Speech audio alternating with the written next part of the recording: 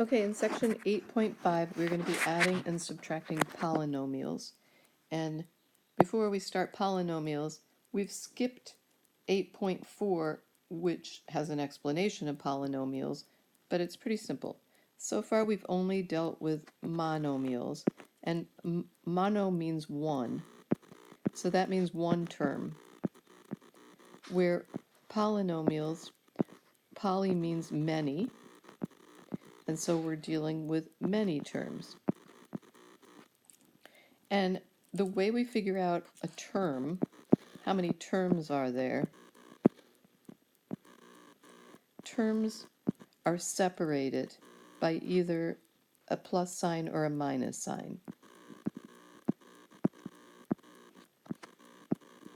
So it's being separated by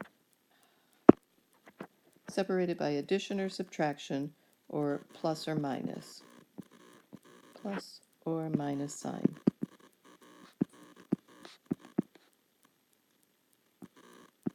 And then we have some special names for terms. So I'm going to give you an example. 3x squared plus 4y to the 7th minus 3x squared y. This is three different terms. 1, 2, 3 different terms. Each of those terms is a monomial, because each monomial is just things being multiplied together. So these are three different terms, each one being separated by either a plus or a minus sign. So when you have a polynomial that has three terms, we call that a trinomial. Trinomial for 3. And when it's being separated by two terms, that's a binomial. Binomial, like bicycle, meaning 2. So as we go forward in the next few sections and the next chapter, it's sometimes important to know the terms trinomial and binomial, and know the difference between a monomial, which is just one term. So an example, negative 3x to the 4th, y squared, z to the 5th. That is a monomial. That's what we've been dealing with so far, just one term. There's no plus or minus in between there. And now many terms could be a trinomial, a binomial, or any number of terms. I could add on 4 terms, 5 terms, 6 terms. Okay. Okay, so this is in 8.5, page 439, example 1. And it's the first example of adding polynomials. It just happens to be adding a trinomial times another trinomial. You notice there's an addition sign in the middle. When you're adding, you can really ignore the parentheses. I'm going to rewrite it without the parentheses.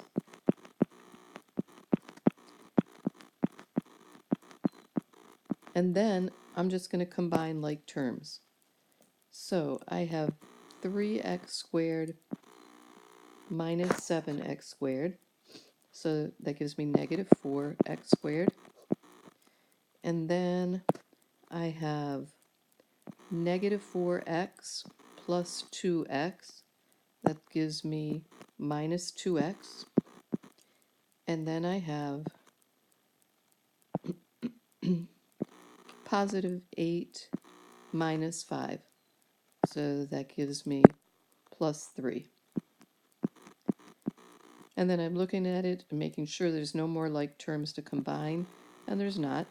So that's fairly easy. You're just combining the like terms. You just want to be really careful about the negative signs, that negative right in front of that negative 4x goes with the negative 4x. And just be careful about combining them correctly. Okay, example 2, 3n squared plus 13n to the third plus 5n, and then minus this binomial 7n plus 4n to the third.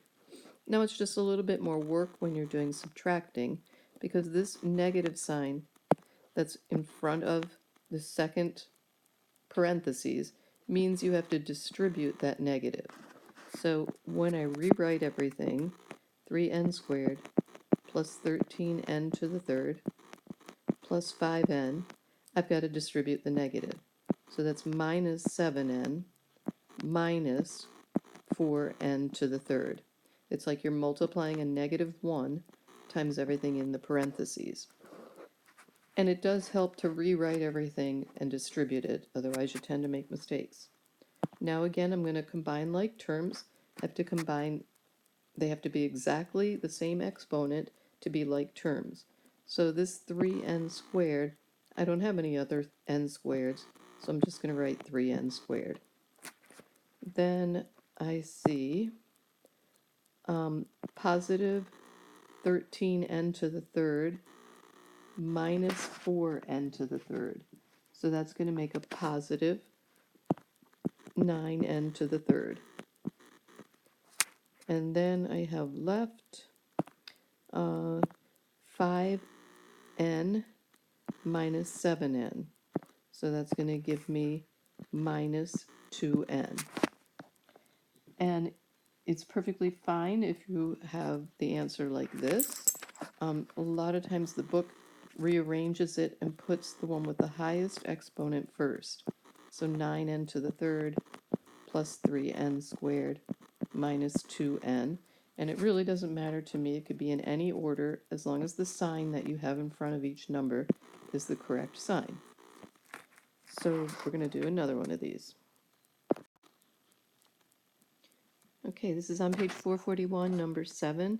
Go ahead and write this problem completely out and then give it a try and just make sure you know that this is minus, so you're distributing that negative.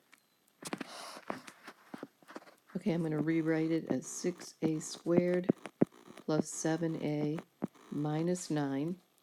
Then that would be plus 5a squared minus a plus 10.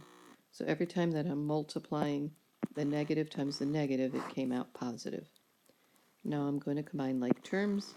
6a squared plus 5a squared is 11a squared. And then 7a minus a is 6a. And negative 9 plus 10 is positive 1.